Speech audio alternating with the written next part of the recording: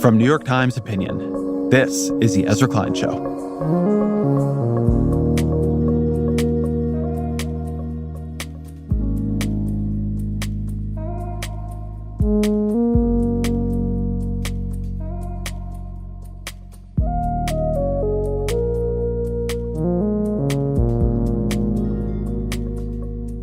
I find I'm thinking a lot about the 2004 election. That was, in my lifetime, until today, the most absolute rejection liberals have experienced. In 2000, George W. Bush, he was this accidental president. He'd lost the popular vote. He'd won the Electoral College by a few hundred votes in Florida, maybe, depending on how you look at it. But by 2004, he'd become this other thing. 9/11 had changed him, changed his presidency. He went from advocating this humble foreign policy to being an invader, a nation builder. And the lies and the failures and the travesties of his administration were clear. The disaster that was the Iraq War was clear. And Bush went in that election from accidental president to unquestioned victor. He won the popular vote cleanly. On the electoral maps, the center of the country was just this sea of red. And what made that loss hurt so much for liberals was that by then, Americans knew what George W. Bush was. They knew what he had done, and they chose him anyway. The voters turned out in record numbers and delivered an historic victory. We've congratulated someone who lied to the American people, and as a result, not only is our health care and our economy in the pits, but our kids have died in a war that shouldn't have to be fought. And I am pretty much terrified because I'm not sure what's going to be the outcome in the next 4 years. That is roughly what happened on Tuesday. Donald Trump's victory was not one of the grand landslides of American politics. As I write this on Wednesday, the estimates suggest he is on track for a 1.5-point margin in the popular vote. If that holds, and it may not, it may change as California is fully counted. It is smaller than Barack Obama's win in 2012 or 2008. It is smaller than George W. Bush's win in 2004 or Bill Clinton's wins in 1996 and 1992. It may prove even smaller than Hillary Clinton's 2.1% popular vote margin in 2016. But it is a huge gain for Trump compared to 2020. In 2020, Trump lost the popular vote by nearly 5 points. And yes, I know presidential elections in America, they are not decided by the popular vote. But it matters where the mood of America is moving, and the popular vote tells us more about that than the few 100,000 voters who could have swung this thing in Michigan and Pennsylvania and Wisconsin. So what is behind Trump's gain here? One theory is that this is the post-pandemic, post-inflation, anti-incumbent backlash that we've been seeing in country after country after country. Whoever was in power in 2021 and 2022 is getting annihilated in elections. This is true for parties on the right and parties on the left. In the UK, the Tories had their worst election ever. In Japan, the Liberal Democratic Party, which confusingly for us is a conservative party, had one of their worst elections ever. Left-of-center governments have fallen in Sweden and Finland and Portugal. Look a little bit north, and Canada's Justin Trudeau is hideously unpopular. As Matt Iglesias wrote, if you look at this internationally, the interesting question might be, why didn't Trump win this in a landslide? If Nikki Haley had been running, she probably would have. There's a lot to that, but it is incomplete, because Trump didn't just win this election. Democrats lost it. Joe Biden, at 80 years old and hovering beneath 40% favorability in most polls, should never have run for re-election. But for months and months and months, the Democratic Party, with very few exceptions, shout out here, I guess, to Dean Phillips, refused to say that.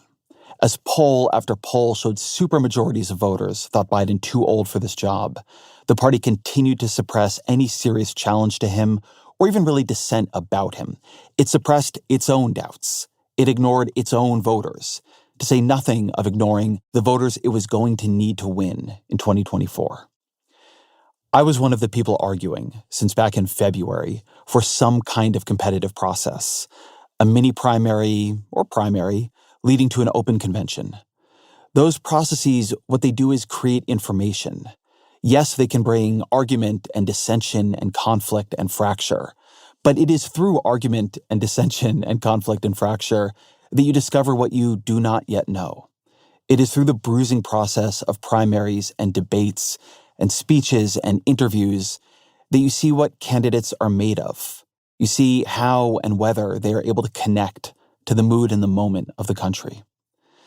But Biden stepped aside mere weeks before the Democratic convention. The hour was so late. The party was so scared. It had wasted so much time. And in wasting that time, it had refused to face up to a core problem. Biden wasn't just too old. People were deeply unhappy with his administration, with the wars abroad, with the prices at home, with the absence of a story or a sense of leadership that made them confident that the people in charge knew what they were doing.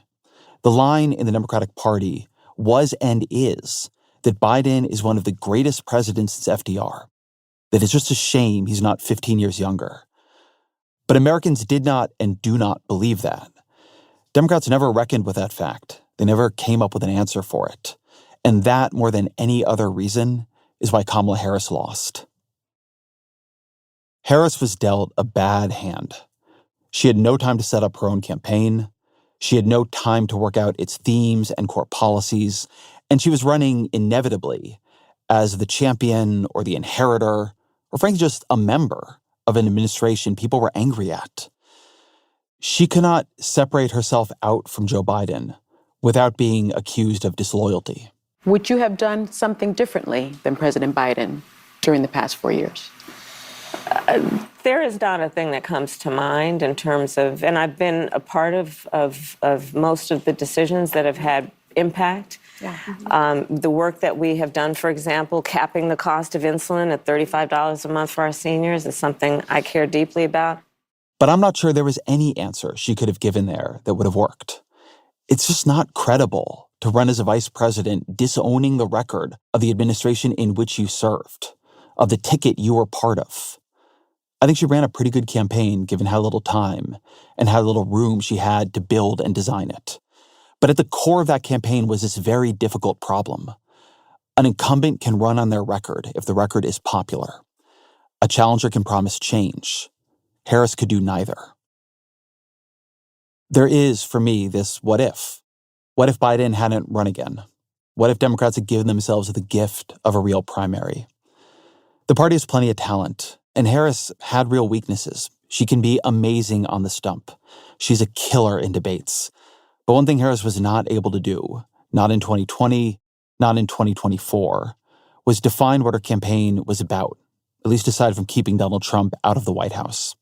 She ran as the guardian of the institutions, a candidate with Liz Cheney on one side and Liz Warren on the other.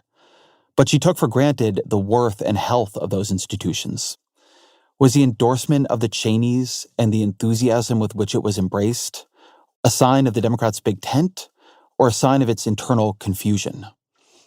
And Harris was not unburdened by all that had come before her. There were ways in which she wanted to build a bigger tent, but the Democratic Party had spent years kicking people out of its tent. I just went and I listened to some of the appearance Elon Musk made on Joe Rogan's podcast on Monday. It's gotten really deeply weird and right-wing and conspiratorial over there. If the Dems win this election, they will legalize enough illegals to turn the swing states, and everywhere will be like California. There will be no escape. That is so insane. This is the final. This is it. This is the last chance.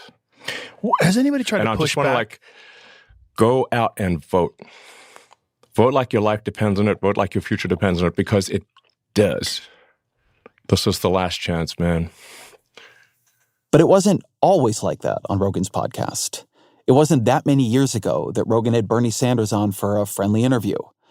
And then Rogan kind of sort of endorsed him. I think I'll probably vote for Bernie. Him as a human being, when I was hanging out with him, and I believe in him. I like him. I like him a lot. He's been insanely consistent his entire life. He's basically been saying the same thing, been for the same thing his whole life. And you know what happened after that? Many liberals were furious at Bernie Sanders for going on Rogan in the first place. I was still on Twitter back then, and I wrote about how, of course, Bernie Sanders was right to be there, that the fact that Sanders could attract people like Rogan was one of the very best arguments for his campaign, one of the reasons he might be able to beat someone like Donald Trump. This was 2020. If you wanted to beat Trump, of course you try to win over Rogan and his voters. But online liberals got so pissed at me for that, I was briefly a trending topic on Twitter. Rogan was a transphobe, an Islamophobe, a sexist, the kind of person you wanted to marginalize, not the kind of person you wanted to talk to. But if these last years have proven anything, it's that you don't get to choose who is marginalized.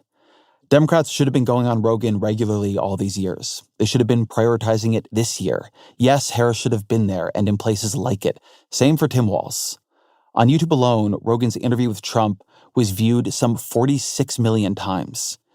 You're just going to abandon that? In an election where you think the other side winning means fascism? In 2016, Democrats were shocked to lose to Trump. But that loss had the consolation of chance. Democrats won the popular vote, and you could make a very good case that if the Comey letter hadn't hit right at the end of the campaign, Hillary Clinton would have won. I believe that case. And so the response was resistance, treating Trump as accidental, sometimes even illegitimate. In 2020, Trump loses the popular vote decisively, but more people voted for him than did in 2016. He still came within a few 100,000 votes of winning the Electoral College again. And that was true despite all the chaos of his administration, despite the harm he caused during the pandemic. And it was true in part because he began doing something Democrats didn't expect, winning over Black and Hispanic voters who Democrats thought they had a lock on. And now we're here. Trump got the win in 2024 he could only see the glimmers of before. He got it despite January 6th, despite the criminal charges and convictions, despite the wild statements, the weaving rants, despite how terribly he performed in the debate with Harris. Democrats did everything they could to convince voters Trump was unfit for office, and voters gave Trump his first ever popular vote victory. It is brutal losing an election, particularly one with the stakes that this one carried. And emotionally, there are two ways Democrats can respond right now: contempt or curiosity. And I've seen plenty of contempt already.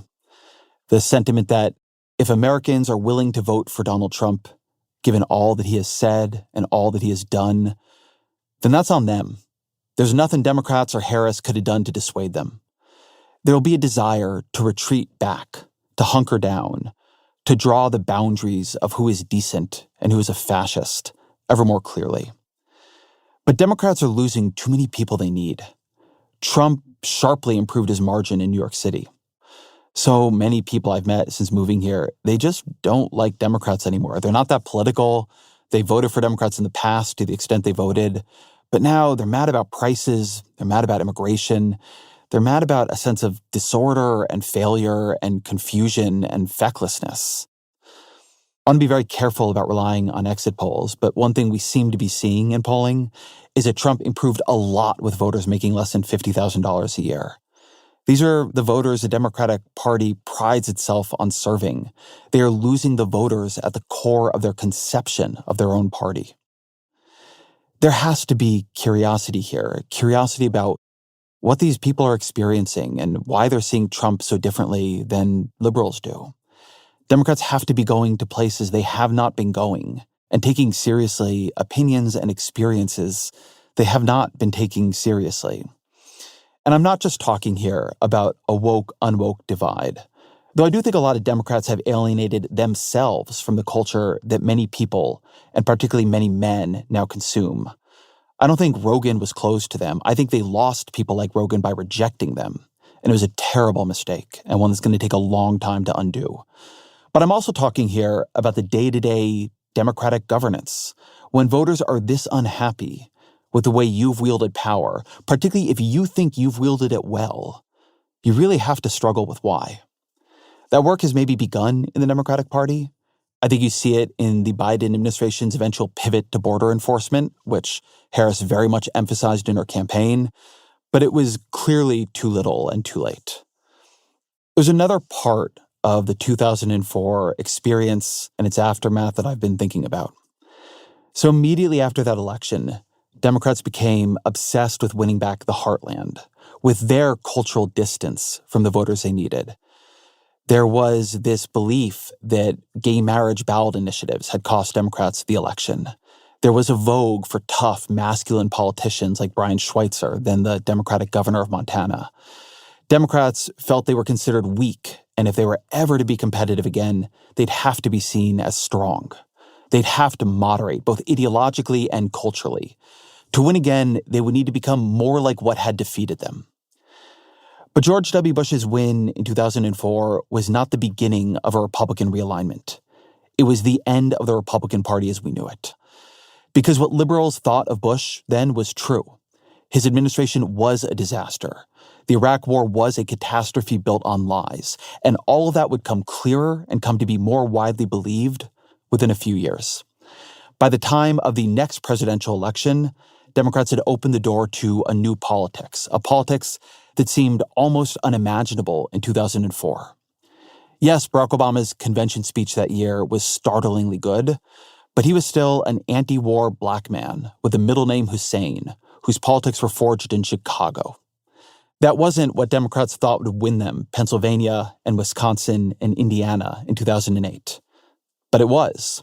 And meanwhile, the Bush administration's overreaches, failures, and scandals left the reputation of the Republican Party's elites so absolutely smashed that the stage was set for Donald Trump's eventual and complete takeover of the party. I'm not going to sit here and tell you I know how the next Trump administration will go. Trump is surrounded now by people who are much more relentlessly focused on carrying out his will and their own. Republicans have the Senate and the Supreme Court and will likely win the House. That is just a huge amount of power for a man not known for wielding power carefully or responsibly. And sure, maybe J.D. Vance and Elon Musk and RFK Jr. will bring a judiciousness or a coherence to Trump's governing style that he didn't have in his first term. I think it is as or more likely that they egg Trump into ideological overreach. And my God, the corruption we're about to see. So is this the beginning of the Trump realignment? Or will this end with Trump's name and reputation as tattered as that of the Bush dynasty he destroyed? I don't know. But Democrats need to admit that they are at the end of their own cycle of politics.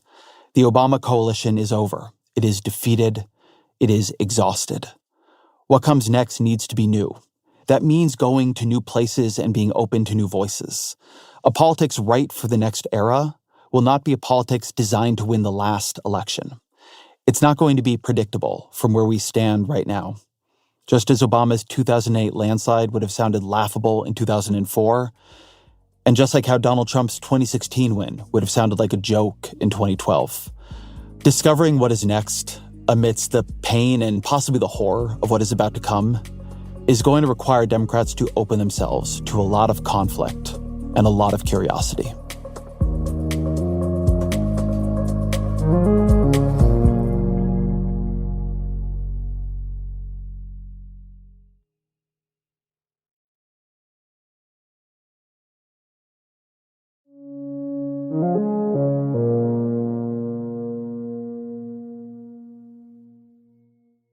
I'm joined now by our supervising editor, Claire Gordon, to talk a bit more about the election and that essay. Claire? Hi, great to be here. Really? Are you thrilled to be here? No, I'm in a pretty weird place right now.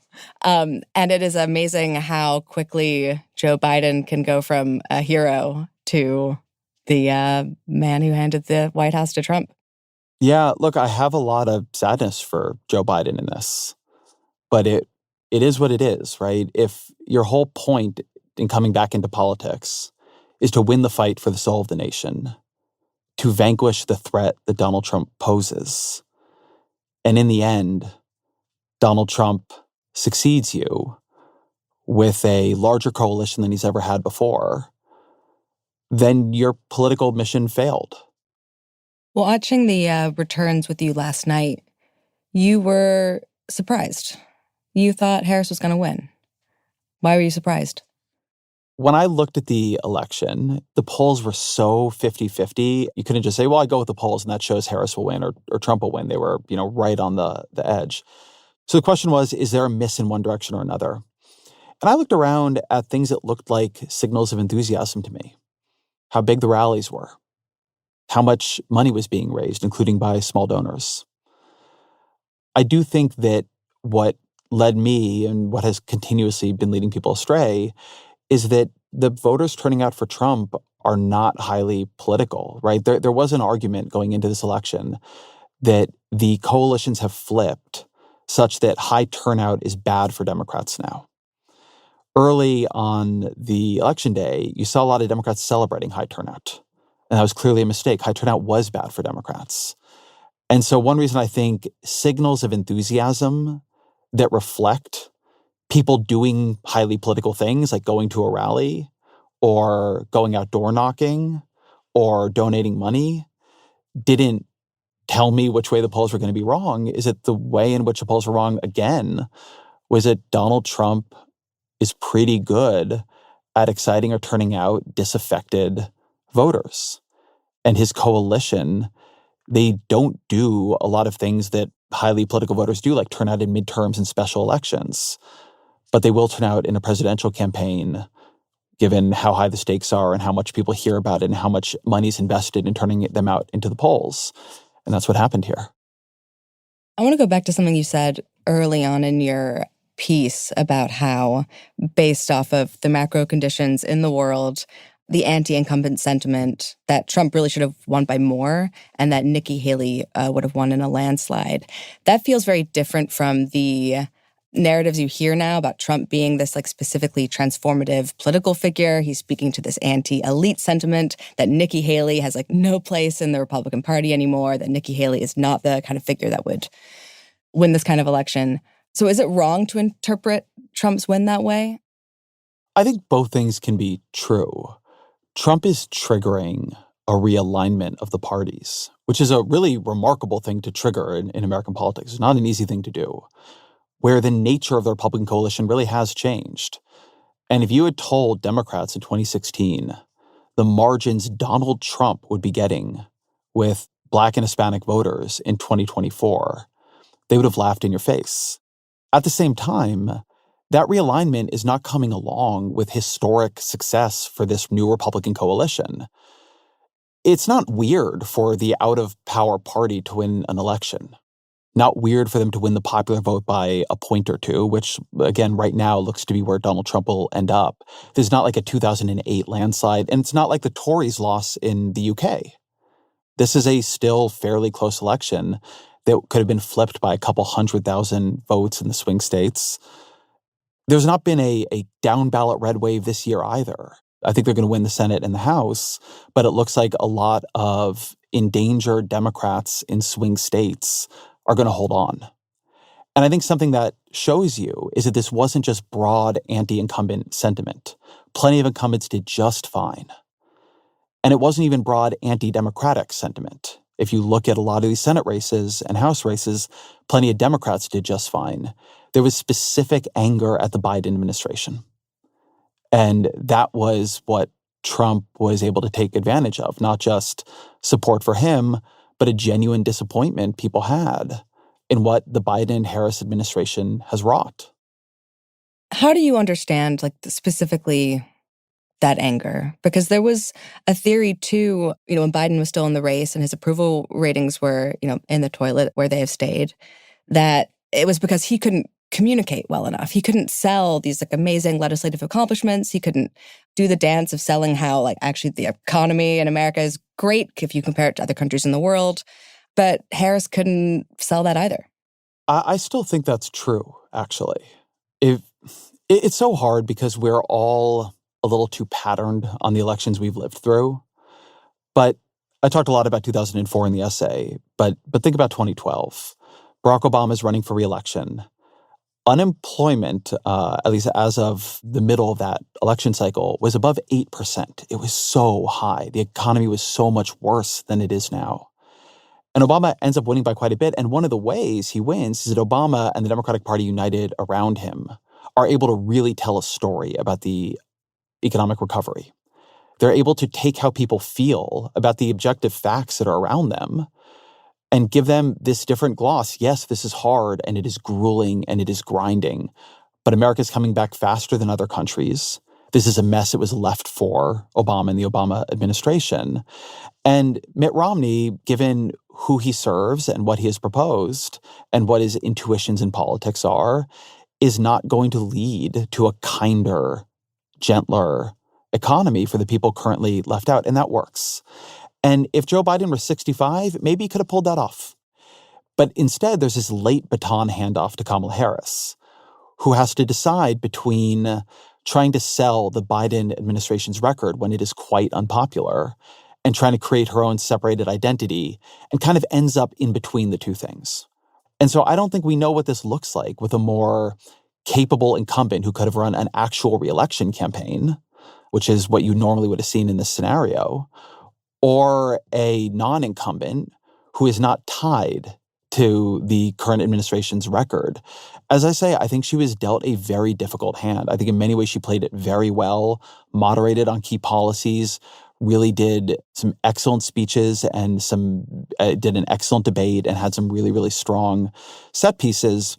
The place where I do fault her and where I faulted that campaign is I don't think they came up with a message that connected policy, critique, and vision in a way that really said, this is what Kamala Harris is about, and this is the way the country will change if she is elected. And I think that's always been a weakness of hers. She has other strengths, but you would have needed a really, really, really strong candidate to do that at that speed, and she wasn't able to do that. Was it possibly an impossible job? You wrote a piece back in February about the Democratic Party's identity crisis and how basically it was trying to represent now many contradictory things, that it was now the party of normalcy in contrast to Trump, but also was the party of progress and change, that it was the party of the working class, but actually its core constituency or college-educated voters.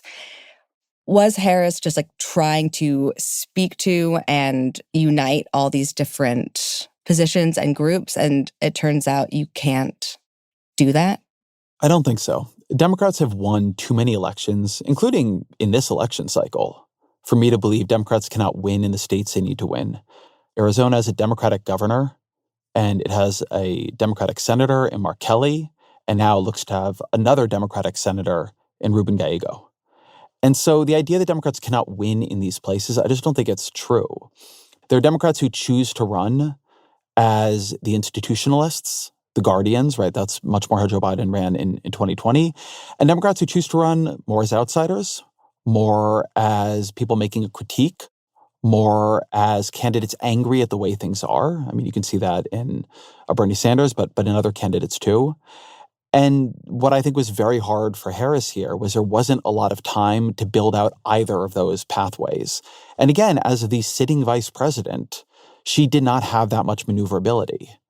So look, her task was very hard. I'm not sure if it was impossible, but I don't think the Democratic Party's task was impossible.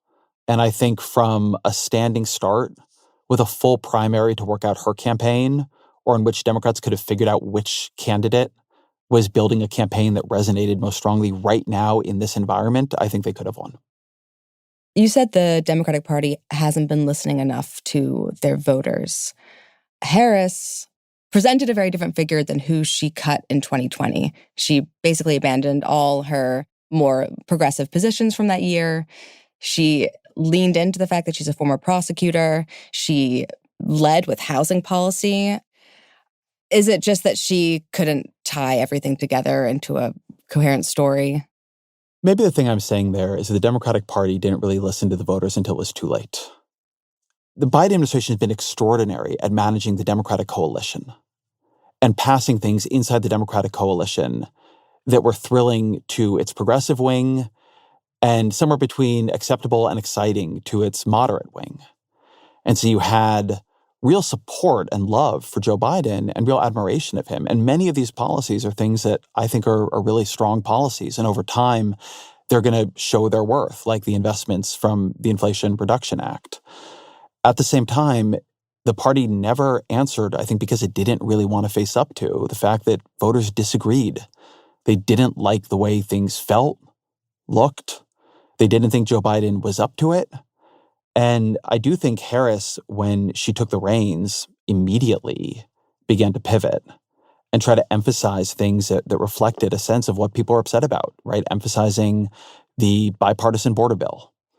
Housing, I think it was really an important thing that she put it so centrally in her proposals. It's not a thing I ever found that she spoke that effectively or passionately about. I think sometimes people can feel when a policy is really your policy. I always say that Harris really felt when she talked about Roe, when she talked about Dobbs, when she talked about reproductive rights, you could feel this was her issue.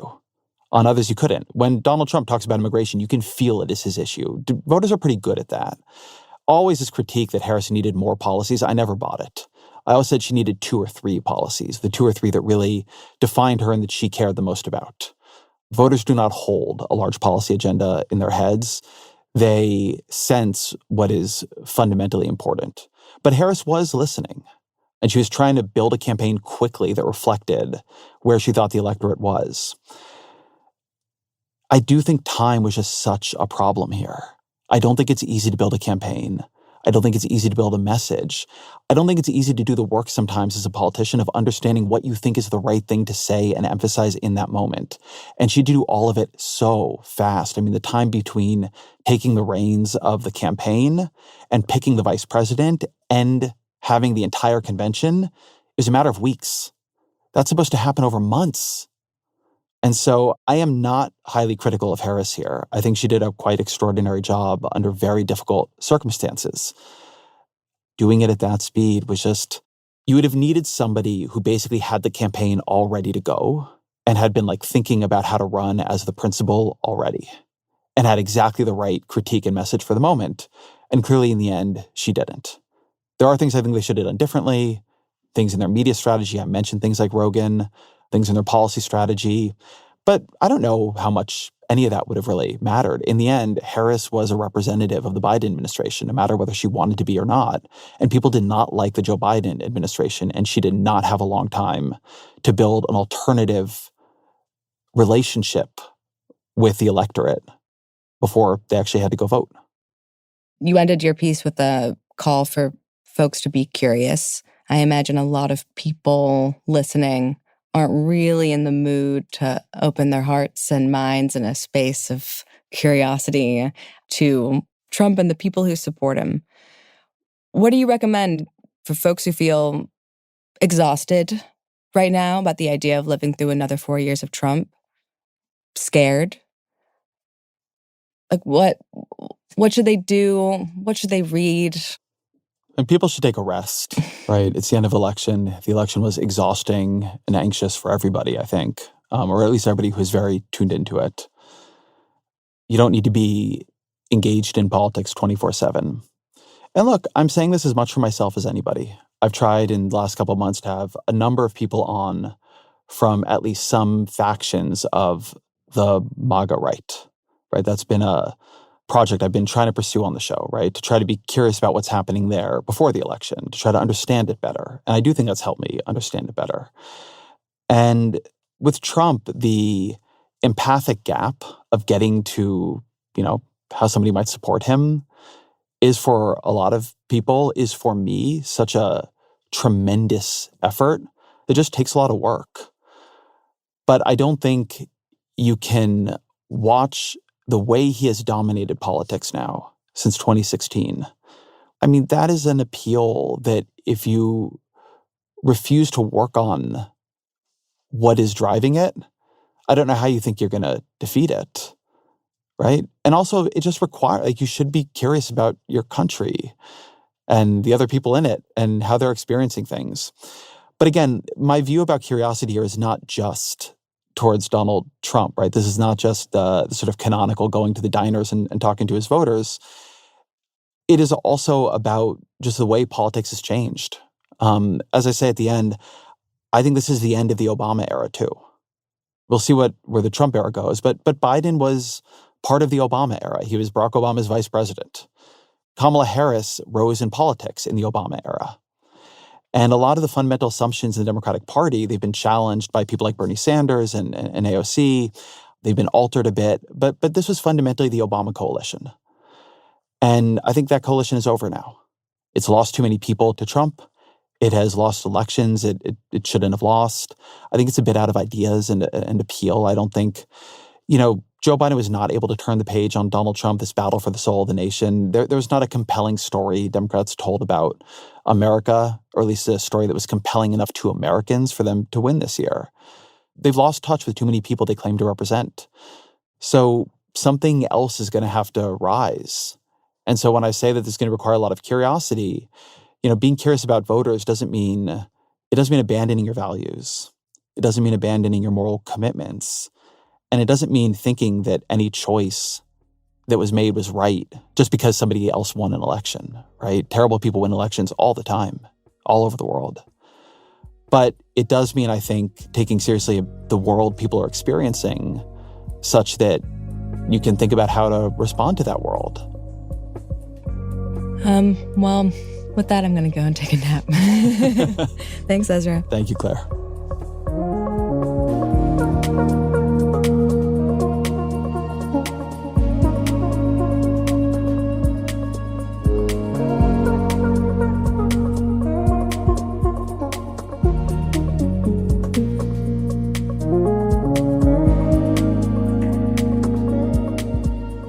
This episode of The Ezra Klein Show is produced by our supervising editor, Claire Gordon. Fact-checking by Michelle Harris with Jack McCordick and Kristen Lynn. Our senior engineer is Jeff Geld with additional mixing by Amin Sahota. The show's production team also includes Annie Galvin, Roland Hu, and Elias Isquith. We have original music by Pat McCusker, audience strategy by Christina Samuelewski and Shannon Busta. The executive producer of New York Times Opinion Audio is Annie Rose Strasser.